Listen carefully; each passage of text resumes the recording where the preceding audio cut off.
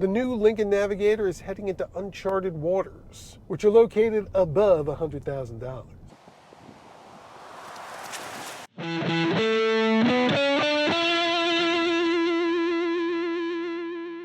The Lincoln Navigator has been refreshed and rejuvenated for 2025, but it's received a more significant redesign than you might expect for what is essentially a mid-cycle update using the existing mechanicals. Has a new front-end look that adopts the Lincoln brand's current face and a very crisp and modern rear end. And as I alluded to at the beginning of this report, Lincoln's changed up the trim levels for the Navigator, and the entry-level model is now a Reserve with a starting price of $99,995. But when you add in the mandatory destination fee, that pops up to $102,590, making this the first year you can't get a Navigator for a 5-figure price tag. It's an extra $3,000 to step up to a stretched L model like this one. In fact, this one's a top-of-the-line black label that starts at $119,590, $122,590 for this L. All Navigators come with a 3.5-liter turbocharged V6 engine rated at 440 horsepower and 510 pound-feet of torque. And 2025 marks a decade since the Navigator lineup switched from V8s to the turbocharged V6, although back in 2015 it was rated at 380 horsepower and 460 pound-feet of torque. Nevertheless, fuel economy has improved. Back then a 4x4L was rated at 16 miles per gallon combined, while this one gets a whopping 17 miles per gallon combined. As far as the pricing is concerned, this Navigator's been optioned up to $133,000. Unthinkable not too long ago for probably a Lincoln, let alone a Lincoln SUV, but that's where we're at. These are the flagships now, and this one has all the goodies. The interior redesign is even more dramatic than the exterior. Someone who owns a 2024 Navigator would not recognize this at all. Its showpiece update is the same 48-inch widescreen digital display that launched in the Lincoln Nautilus, which also gets you this rectanguloid steering wheel so you can see over the top of it. There's a closer touchscreen within reach that's used for practically everything, including the climate system. And then below that, you get Lincoln's signature piano key style gear selector and the world's largest volume knob. You also use the screen to adjust the direction of the vents. Don't try grabbing them here. A couple things to note about the big screen. While you might assume it would be distracting or annoying in some fashion, I actually kind of like it. It's more subtle than you'd expect. However, even with the flat top wheel, you do have to adjust this correctly to be able to see over it, and that's where things get a little trickier. The wheel has these multifunctional touch pads on the spokes, so you touch them, that brings up a menu on the screen, then you got to go pick, in this case, steering wheel, and then use them to go up and down and in and out. Then you go back. You can also adjust the pedals. This is a Ford truck. That's a typical feature. And you also use this to adjust the mirrors. That's a little more distracting, especially the part with the mirrors. I'd rather just have one of those knobs over here, but I guess you should have them adjusted before you start driving anyway. Nevertheless, sometimes you need to fix it on the move. But while this side of the screen is fixed with the instrument cluster and the navigation system, and if it looks wanky on camera, that's the digital video. In real life, it's crystal clear. The far side can be modified here on the screen. You can change the widgets, move a compass over here, a trip information screen over here, and tire pressure over here. And then if you want, you put the weather over here closer to you. It is a lot of real estate for these things. It's possible in the future they might come up with new ones, but at least they are easy to read. This Navigator is fully blinged out with the second row business class seating setup. Got the console in the middle with cup holders and a wireless charging pad and a touch screen that you control several functions with. The seats are power adjustable and have a massage function that you control from the screen. TV's in front of you and a lot of leg room. That seat is set for me. I'm 6'1". As far as the third row is concerned, getting back there is a one-touch proposition, slides forward, reclines forward, and then you step right in, and one touch to bring it back.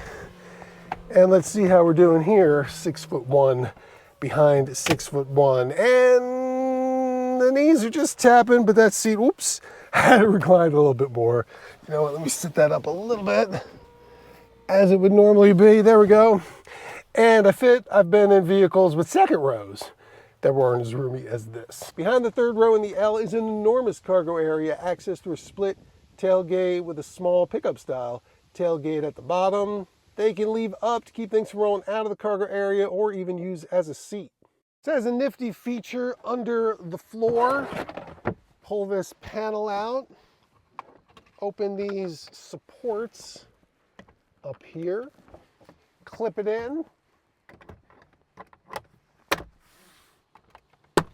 and you've got double-decker storage, or if you flip it forward and around, a back for the seat. Now, I think I said the Navigator was revived and rejuvenated, and guess what? It can do the same for you. First of all, it has the Lincoln digital scent system, which offers a number of aromas you can have pumped into the cabin. Now, along with that, there is a feature that's literally called Rejuvenate. You have to start the vehicle for it to work, and what it is, and I'll let the little orchestral startup sound pass before we get going here. Nice. What it is basically a spa experience that was developed with this company, Calm. Sounds, visuals, and massage. So either 5 minutes or 10 minutes to try it. I'm going to give 5 minutes a shot and see exactly what happens. Warning! While Rejuvenate is active, your engine runs continuously. Only use the vehicle outside. Remember that. Don't try this in the garage. Driver's seat will move. Check that the rear seat area is clear. Okay, I'll do that technically, even though I am alone. And we will continue. And let's see what happens. So we've got the recline first, the groovy music, and the waterfalls are a couple of different versions of the experience you could try. And now I'm getting a pretty intense massage. Welcome to this emergency call. She's a little loud. Chances are, Emergency? if you're playing this session, you're in need of immediate stress relief. Well, that's always true. So let's take a few moments to come into our bodies and engage in some deep breathing. Find a comfortable position with a straight back. You gave me that. What? You gave me that. Oh, Let I your get shoulders you. and hands fall naturally. Naturally, yes. And close your eyes. Okay. A little scared to close my eyes out here.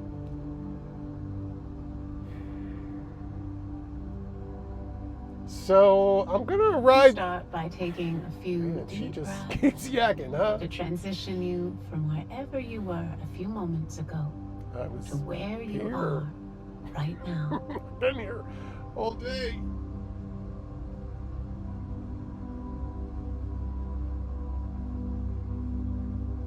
Deep breaths in and out. Does laughing count as deep breaths? Keep your mind concentrated on just the breath. Nothing but the breath. What about your voice?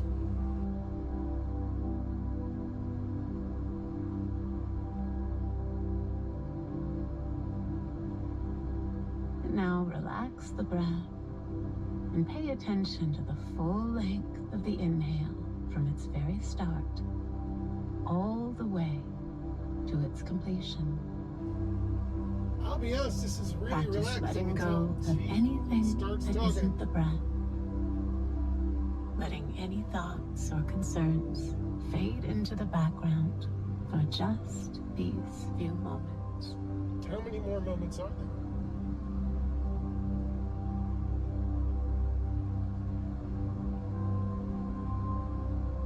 Is someone sneaking up on me next to the car? I wouldn't know. I feel like I should peek.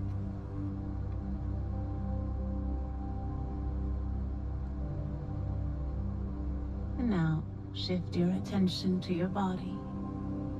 Just noticing if there's any tightness you may be holding. Just fiddling with the climate control too, I can tell.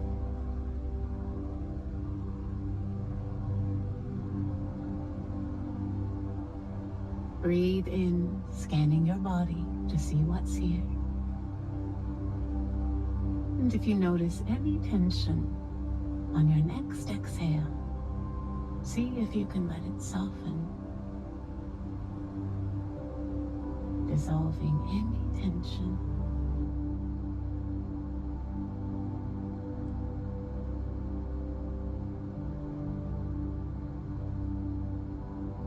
On each out-breath, let your whole body relax, allowing it to feel heavy and weighted.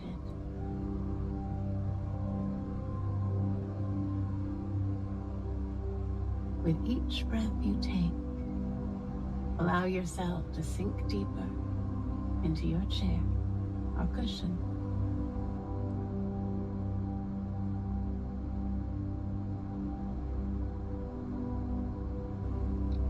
Minutes is pretty long when you're just laying here.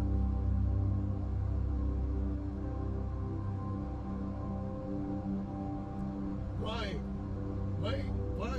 I just mixed that up.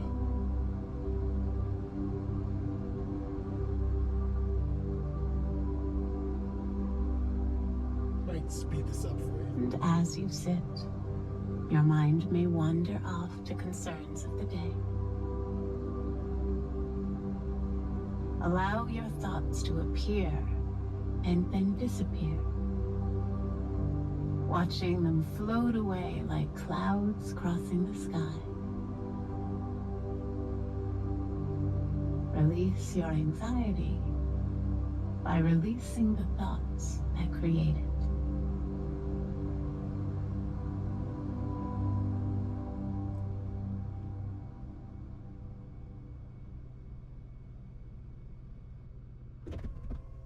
Here we go. That's a little jarring. And that's that. I don't know if there's any adjustments I can make. I'll have to fiddle around with that a little bit more. I do wish she didn't talk quite as much. But I feel pretty chill. And I was just going to take this for a test drive, and I'm not even sure I'm on it. As far as the driving actually is concerned, this is a 10-speed automatic transmission with an interesting way to shift gears. There are these buttons here on the center console they can use to change through the gears and have it hold one. That's not something most people ever do with an automatic transmission, especially not in a sports car, unless they're towing something. Then it comes in handy when you want to lock in a gear. And this is rated to tow up to 8,700 pounds. Navigator comes standard with four-wheel drive, or should I say all-wheel drive. It does let you switch between two-wheel drive and four-wheel drive, but it's full-time four-wheel drive setting. There's no two-speed transfer case and no low range.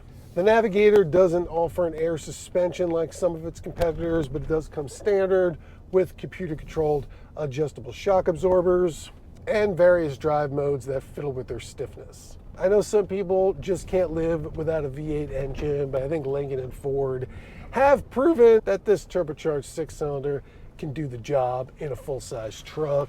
And while I haven't tried to tow anything with this, I found the power to be more than adequate. This, of course, has a full range of electronic driver aids, automatic emergency brakes, blind spot warning system, 360-degree camera system, and the Lincoln Blue Cruise hands-free highway driving system. If you're on a road it's compatible with, message pops up on the screen to let you know. You engage it, take your hands off the wheel, feet off the pedals, keep your eyes on the road, and it works. And it works pretty well. And despite the fact that this particular truck is wearing the optional 24-inch wheels with relatively low-profile tires, even on this really bad pavement, the ride is what I would describe as luxurious. You know, we're a quarter century into this era of the full-size American luxury SUV, which the Navigator kicked off. And I feel like there's a pretty clear line between Navigator people and Cadillac Escalade people, and not a lot of jumping